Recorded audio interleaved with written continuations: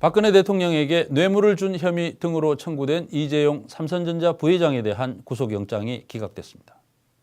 3대에 걸친 부패와 정경유착에도 불구하고 구속을 피해갔던 삼성 일가의 정의가 실현될 수 있을 것인가? 촉각을 곤두세운 국민들은 역시 하며 실망하고 있습니다. 국민들은 삼성이 구축한 막강한 권력이 이재용 부회장 구속을 막은 것이 아니냐는 의구심을 보이고 있습니다. 그렇습니다. 삼성은 대한민국 모든 권력기관에 끈적끈적한 촉수를 들이우고 있습니다. 오늘 뉴스타파는 그 증거를 공개하려고 합니다. 대외기관 핵심 인사 현황. 이 문서는 삼성전자의 대관 업무팀이 작성한 것인데 정부 부처 고위 공무원들의 성향, 취미, 지인 등이 빼곡히 적혀 있습니다. 거의 사찰 수준의 보고서입니다. 최경영 기자가 보도합니다. 대외기관 핵심 인사 현황. 운영 목적은 관계기관별 대외 업무, 단위별 커뮤니케이션 채널과 주요 현안 사전 정보 센싱, 지지 기반 확보, 당사 의견 건의 등이라고 적혀 있습니다. 협력 채널로 청와대를 비롯해 각 정부기관들이 적혀 있고 그 다음에는 정부기관 조직도가 커다랗게 눈에 들어옵니다. 청와대 비서실 조직도도 있습니다. 뉴스타파가 입수한 이 문서는 삼성전자 상생협력센터 대관 업무팀에서 작성된 것입니다. 파란색 글씨로 기재된 곳들이 바로 이 대관 업무팀 담당 정부 부처들입니다. 산업통상자원부, 공정거래위원회, 미래창조과학부, 방송통신위원회 등의 정부기관과 청와대 경제수석실, 미래전략수석실 등입니다.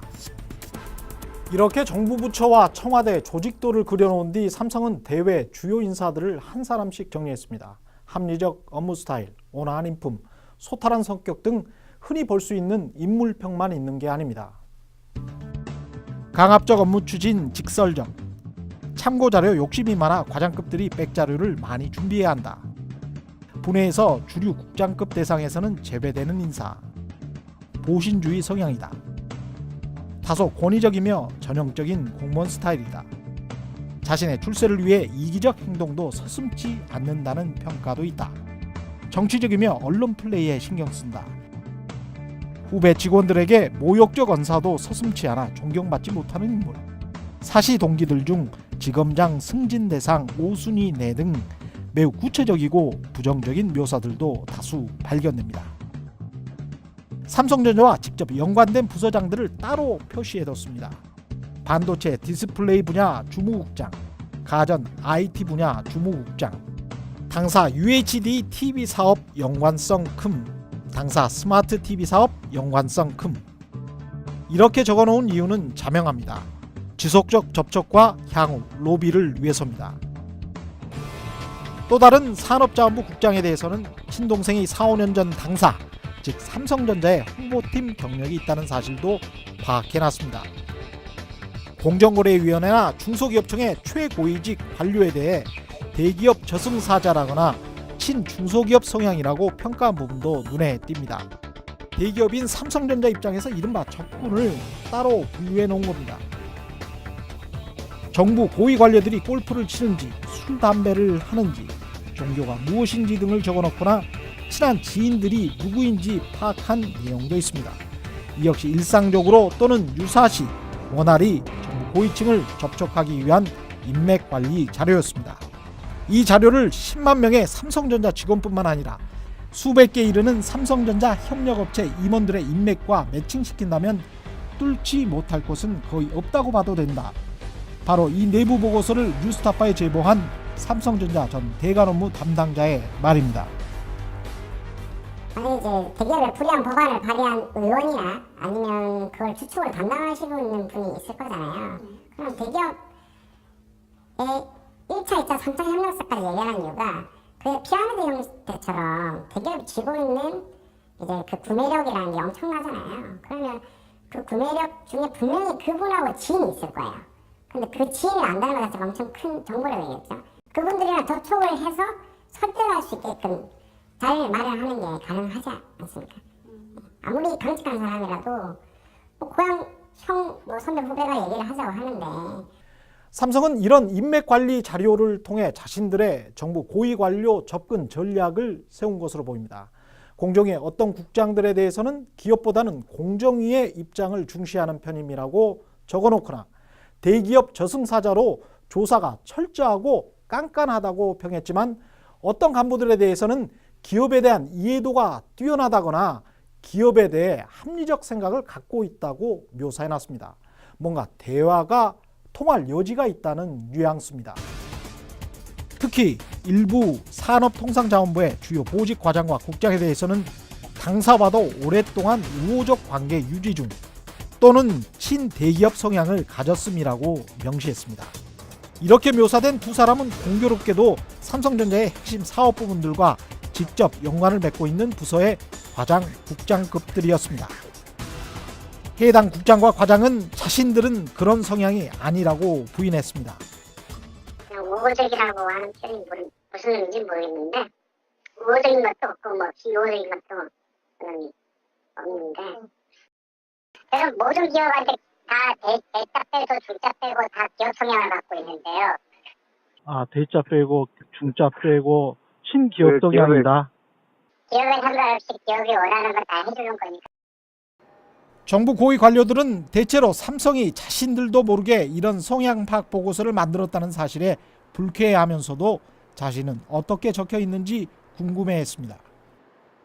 왜 그런 거를 만들어 놓고 그러냐 걔네들은 참 이상하네. 뭐라고 돼 있습니까? 저는? 삼성전자 상생협력센터의 대관 업무팀이 만든 이 보고서는 산업통상자원부, 공정거래위원회, 중소기업청, 관세청, 동반성장위 등 9개 정부기관과 유관단체들의 과장, 국장, 실장, 장관 등 고위직 125명의 현황이 파악돼 있습니다. 뉴스타파는 삼성전자가 이런 자료를 왜 만들었는지 답변해 주기를 요청했지만 삼성전자 측은 답변을 거부했습니다. 뉴스타파 최경영입니다. 뉴스타파의 이 내부 문서를 제공한 사람은 삼성에서 대관 업무를 담당하던 사람이었습니다. 그는 삼성의 입김이 정부, 국회, 검찰, 법원, 언론 등 우리 사회 모든 권력기관에 미치지 않는 곳이 없다고 말했습니다. 또 그렇게 하기 위해 삼성은 막대한 돈과 시간, 인적 자원을 투입하고 있다고 증언했습니다.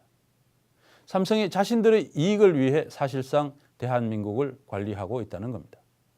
최경영 기자가 이어서 보도합니다. 제보자는 삼성전자 상생협력센터에서 근무했습니다. 그가 맡았던 일은 대관 업무, 즉 정부기관이나 국회 등을 상대로 동향을 파악하고 인맥을 쌓아서 업무 협조나 로비 창고를 트는 역할을 하는 것이었습니다. 정부 상대로 하는 거고요. 대외적인 일을 하는 거죠. 상생협력센터는 삼성전자가 중소기업 등과의 이른바 상생 경영을 위해 만든 CEO 직속 조직입니다. 그러나 제보자에 의하면 직원 120여 명 가운데 40명 안팎이 대관 업무를 담당했다고 합니다. 매팀이랑 합해서 한 128명 정도로 제가 기억이 나고 그 중에서 실제적으로 대관 업무를 하시는 분이 홈팀이랑 포함해서 한 40? 실제 그가 건넨 대외비 문서에는 대관 업무 기능 강화를 위해 상생협력센터 내 업무팀 통합에 따라 대관 업무 기능을 효율적으로 재편, 운영하겠다고 적혀 있습니다. 공정위와 국회는 업무팀으로 통합하고 산업부 관련 업무는 상생협력팀으로 통합한다. 다만 미래부 방통위 총리실의 규제 개혁과 관련해서는 업무팀의 기능을 유지시킨다는 내용도 있습니다. 대관 업무 담당자들의 이전 경력과 대외 업무 경력도 자세히 적혀 있습니다. 4개월짜리 신참부터 24년 대관 업무를 한 베테랑까지 다양합니다. 가령 산업부에 그때 윤상직 장관이 있을 때였거든요. 윤상직 장관이 과장일 때부터 명함을 돌리신 분이 제 상사로 계셨어요. 근데 그분이 이제 그렇게 힘들게 채널을 하나 여신 거거든요. 그리고 어떻게 했냐면 계속 합니다. 한 3개월 동안 계속 명함을 돌려요.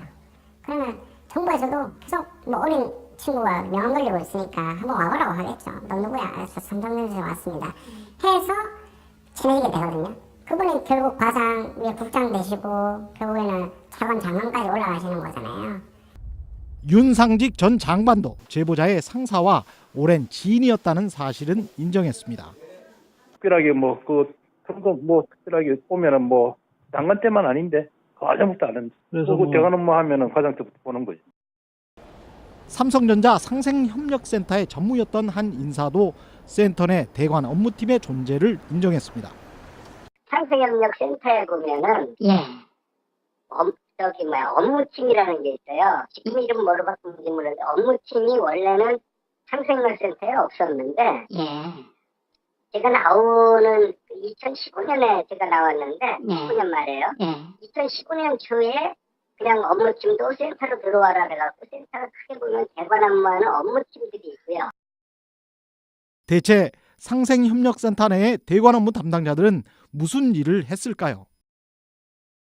제일 중요한 건 이제 센싱이고요. 센싱이 제일 중요하다는 거는 제가 교육을 받아서 아는 내용이고, 그런 센싱하는 주요 사이트가 국회 의원 정보 시스템입니다. 그 다음으로는 이제 업무팀이라든지 아니면 대외 업무를 하시는 분들이 정보들을 받아요. 사람 친해지다 보면은 보도가 되기 전에 자료를 미리 입수할 수 있습니다. 그 담당자들은 친하기 때문에. 그럼 그런 것들이 이제 센싱인 거거든요. 미리 대응을 할 수가 있는 거죠. 부고나 그런 것들을 보고 이제 정보기관에 친인척이 돌아가셨다 하면 거기 가서 인사할 수는 있는 거잖아요. 정부 부처나 국회를 찾아가 정보를 수집하고 정보를 수집하기 위해 고위 관료나 정치인을 접촉하고 이를 위해 부고 기사 등이 나면 조의금을 전달하면서 안면을 텄다는 말입니다.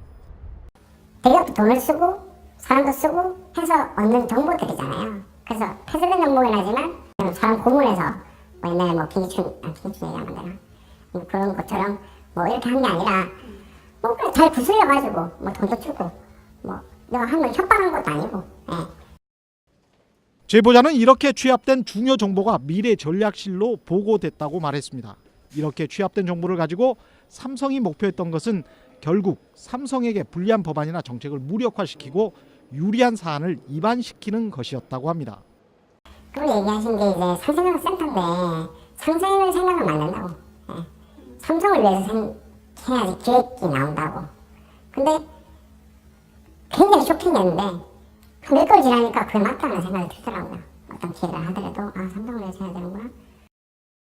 취재진이 입수한 삼성전자의 내부 조직도입니다.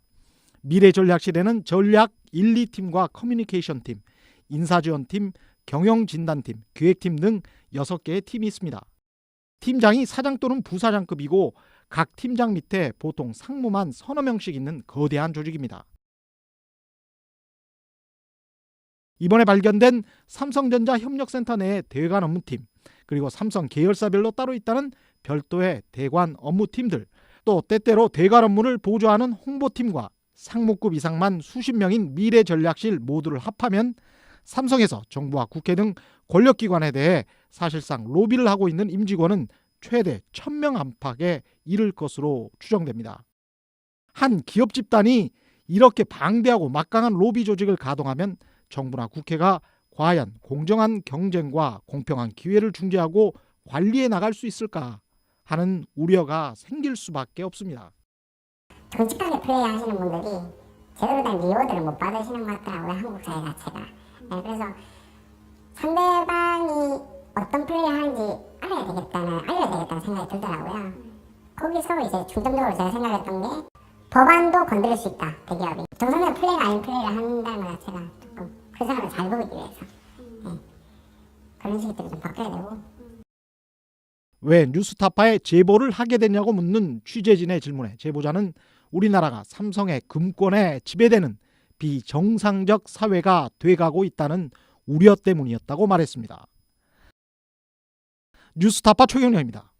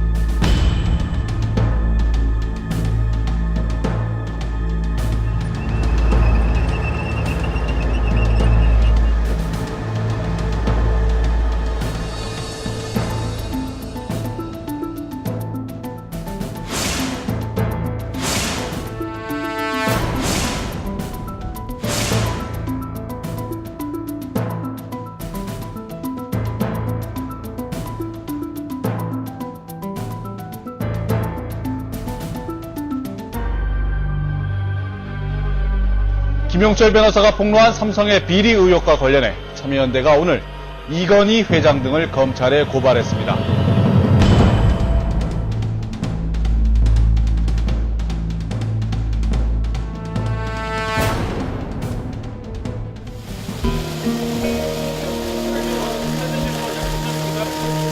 청문회에서 거짓말 하십니까?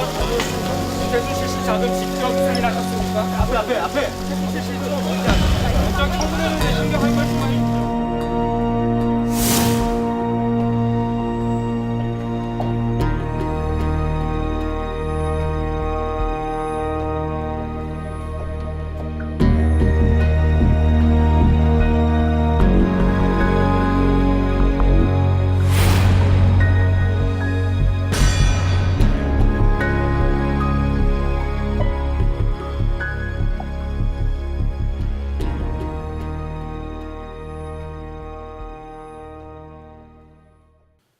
박근혜 정부는 문화계를 비롯한 사회 전 분야에 이른바 블랙리스트와 화이트리스트를 작성해서 적과 아군을 구분했습니다. 블랙리스트에 있는 사람들은 정부의 어떤 지원도 받지 못하도록 견제하고 감시했습니다. 그렇다면 삼성은 이 방대한 리스트, 대외기관 핵심 인사 현황을 가지고 무엇을 하려 했을까요? 삼성에 방해가 된다고 판단되는 공직자에 대해서 삼성은 그냥 그러려니 하고 있었을까요? 아니면 어떻게든 굴복시키거나 제거하려고 했을까요? 해답은 분명해 보입니다. 삼성에서 권력기관을 상대로 로비를 하고 있는 임직원이 최대 1000명 안팎이나 된다는 것은 이 글로벌 기업이 얼마나 국민을 상대로 이권을 챙기는 데 급급하고 있는가를 보여줍니다. 더 나쁜 것은 그 인력들이 진짜 챙기는 것은 삼성이 아니라 이재용 일가의 이익일 것이라는 점입니다. 삼성은 이번에도 뉴스타파의 질문에 답하지 않았습니다. 아마도 삼성에 가장 자주 질문을 던지고 있을 뉴스타파에 삼성 측은 거의 답하지 않는 행태를 보이고 있습니다. 물론 그렇더라도 뉴스타파는 계속 이 문제를 취재하겠습니다. 삼성의 행태가 바뀔 때까지 말입니다. 오늘 뉴스타파 여기서 마치겠습니다. 감사합니다.